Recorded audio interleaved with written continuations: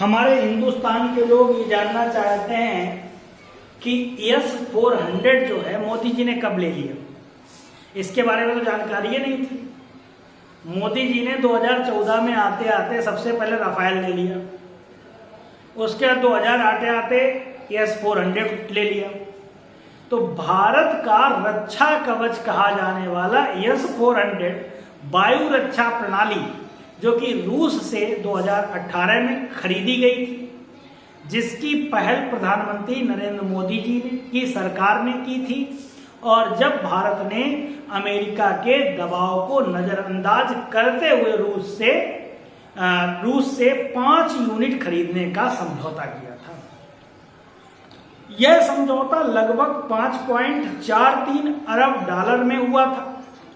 पाकिस्तान और चीन जैसे देशों से मिल रही वायु आधारित चुनौतियों के बीच यह प्रणाली भारतीय सीमाओं की अवैध सुरक्षा बन गई है। हाल ही में पाकिस्तान से भेजे गए तुर्कीय और चाइनीज खैराती ड्रोनों को हवा में ही मार गिराने की घटनाएं सामने आई हैं, जिसने S-400 और स्वदेशी आकाश की अहम भूमिका रही है। ऐसे में यह जानना भी जरूरी है कि यह सिस्टम कब बना। तो अब बात करते हैं S-400 की। तो S-400 एयर डिफेंस सिस्टम रूस की सरकार द्वारा नियंत्रित कंपनी अल्माज एनटी के ने तैयार किया है। इसे बनाना 1990 के दशक में शुरू किया गया था और इसे पहली बार 2007 में रूसी सेना में शामिल किया गया था। यह सिस्टम तत्कालीन राष्ट्रपति व्लादिमीर पुतिन के शासनकाल में ऑपरेशनल हुआ और तेजी से रूस की सैन्य शक्ति का केंद्र बन गया। यह सिस्टम S-300 का अपग्रेडेड वर्जन है, जो दुश्मन की मिसाइल या ड्रोनों को और लड़ाकू विमानों को 400 किलोमीटर की दूरी से ट्रैक और नष्ट करने की क्षमता रखता है। S-400 की भारत में क्यों पड़ी जरूरत? तो भारत में क्यों पड़ी जरूरत, ये मोदी जी ने पहले ही भांप लिया था। मोदी जी दूरदर्शी व्यक्तित्व के नेता हैं। कब किसकी जरूरत पड़ेगी उसके लिए पहले से ही भांप लेते हैं। तो भारत के लिए दोहरी चुनौती थी पाकिस्तान और चाइना की ओर से हमेशा बनी रही है। पाकिस्तान से सीमा पार से ड्रोन, फिदाइन और मिसाइल हमलों की आशंका लगातार रहती है। वहीं चीन के साथ LAC यानी line of control, actual control पर तनाव और घुसपैठ की घटनाएं बढ़ रही हैं। भारत को ऐसे एयर डिफेंस सिस्टम की जरूरत थी जो दूर से ही खतरे को भांप ले और सेकेंडों में उसे निष्क्रिय कर दे। S-400 मल्टी ट्रैकिंग क्षमता, हाई रेंज मिसाइलें और तेज प्रतिक्रिया के समय इसे भारत की जरूरतों के अनुकूल बनाते हैं। S-400 कैसे खरीदा गया उसके विषय में बड़ी रोचक कथा है। भारत और रूस के बीच S-400 को लेकर बातचीत साल 2015 में शुरू हुई थी और इस समय मोदी जी की केंद्र में सरकार थी और डील को राष्ट्रीय सुरक्षा सलाहकार अजीत डोभाल की निगरानी में प्राथमिकता दी गई थी और हमारे यहाँ सबकी बात को मान। ये वही अजीत डोभाल हैं जिनके पास चाइना का कल ही रात में फोन आया था कि पहले उसने कहा कि हम पाकिस्तान के साथ खुलकर हैं।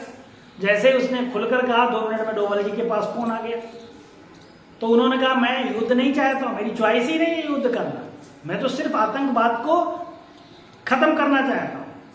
तो भारत ने 2018 में रूस के साथ इस सिस्टम की 5 यूनिट खरीदने का समझौता किया था। इस दौरान अमेरिका ने कड़े प्रतिबंध लगा दिए थे। CAATSA अमेरिका आज कह रहा है मैं मध्यस्थता मैंने की और पाकिस्तान हिंदुस्तान का युद्ध खत्म हो गया। ऐसा नहीं है। हमने बिल्कुल स्वीकारा नहीं कि हम अमेरिका की बात हम जब नहीं मान रहे, जब हम अपने सिस्टम को बढ़ा रहे हैं, एयर डिफेंस सिस्टम को बढ़ा रहे हैं, तब मैंने बात नहीं मानी। तो अमेरिका जो प्रतिबंध लगाने को की चेतावनी थी उसने, लेकिन भारत ने राजनीतिक या रणनीतिक मजबूती को प्राथमिकता दी और रूस से सौदा किया। S-400 को भारत ने रूस से 5.43 अरब डॉलर यानी 39,000 करोड़ में खरीदे। अभी तक भारत को 3 यूनिट मिल चुकी थी या मिल चुकी है, बाकी 2 यूनिट अभी बाकी है, जल्दी भारत में मिल जाएगी। S-400 में 4 अलग अलग मिसाइलों की सीरीज होती है, 40, 120, 250 और 400 किलोमीटर रेंज वाली इसका multi function radar, automatic command post और ट्रैकिंग सिस्टम एक साथ 36 लक्ष्यों को ट्रैक और 72 को निशाना बना सकता है। यह ऊंचाई, गति और तकनीकी रूप से उन्नत टारगेट को पहचान लेता है। पंजाब, जम्मू, राजस्थान के सीमाई इलाकों में पाकिस्तान से ड्रोन भेजने की कई कोशिशों को S-400 ने नाकाम कर दिया, जिन्हें भारत ने हवा में ही मार गिराया। इन घटनाओं में S-400 ने ड्रोन को दूर से ही पहचान कर उन्हें नष्ट किया। यह सिस्टम उन इलाकों को खास तौर पर तैनात किया गया है जहां पाकिस्तान की ओर से घुसपैठ और ड्रोन हमले की आशंका ज्यादा होती है। S-400 ने भारत को न सिर्फ तत्काल खतरों से बचाया है, बल्कि भारत की रणनीतिक ताकतों को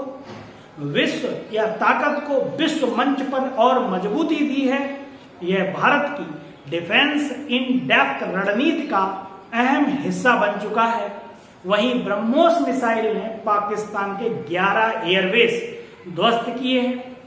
ब्रह्मोस मिसाइल की ताकत क्या होती है, ये पाकिस्तान से पूछिए। भारत ने ऑपरेशन सिंदूर से परमाणु डर की दीवार को तोड़ पाकिस्तान को 2 संदेश दिए। पहला, पाकिस्तान का कोई भी ठिकाना, आतंकी सेंटर भारत की मिसाइल की पहुंच से दूर नहीं है।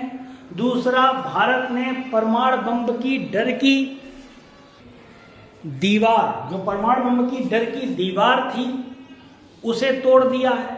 भारत पाकिस्तान की परमाणु धमकियों से विचलित हुए बिना उसके खिलाफ कार्रवाई करेगा। कारगिल युद्ध के बाद पाकिस्तान के आतंकियों ने दर्जनों बार भारत में आतंकी हमला किए, लेकिन पाकिस्तान की परमाणु गीदड़ भपकी ने भारत के हाथ बांध रखे थे। पाकिस्तानी सेना की रणनीति साफ थी कि परमाणु बम की आड़ में भारत में आतंकी हमले करना, भारत को उकसाना, अगर भारत कुछ करने का फैसला ले तो परमाणु कार्ड दिखाना। ऑपरेशन सिंदूर ने तमाम भ्रम तोड़ दिए हैं। पाकिस्तान ऐसे ही घुटनों पर नहीं आया। ये हमारी सेना का पराक्रम है, हमारी सेना है और मोदी जी की रणनीति है, मोदी जी का नेतृत्व है। और इस नेतृत्व से ये सभी भ्रम टूट गए। पाकिस्तान 2 ही 3 दिन में घुटनों पर आ गया और सरेंडर कर दिया। इस बार तो पहले सैनिक सरेंडर करते थे, इस बार प्रधानमंत्री वहां का सरेंडर कर रहा है। पहले वो देखता है, एक बार फिर प्रयास करता है, सीज फायर का घोर उल्लंघन करके वो ड्रोन भेजता है।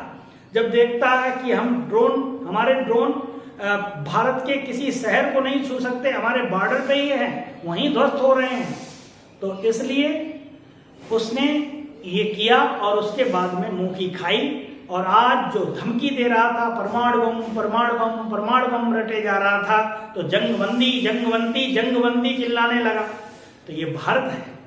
भारत की ताकत दुनिया ने देख ली, चाहे वो अमेरिका का डिफेंस सिस्टम हो, चाहे वो चाइना का डिफेंस सिस्टम हो, उसने भी हमारे डिफेंस सिस्टम को देख लिया कि बहुत बड़ी कार्रवाई भारत ने नहीं की और पाकिस्तान जैसा देश जो है सैंडविच बन गया। तो इस तरीके से हमारा भारत, हमारे यशस्वी प्रधानमंत्री, हमारी सेना और हमारे यहाँ जितने भी कूटनीतिज्ञ हैं, चाहे वो विदेश सचिव हों, विदेश मंत्री हों, गृह मंत्री हों, रक्षा मंत्री हों, सभी के सदे हुए शब्द थे। सभी ने संयम बरता और संयम के साथ अपना निर्णय लेते रहे और बड़ी ही सूझबूझ के साथ पाकिस्तान को 3 दिन के अंदर घुटने टिका दिए।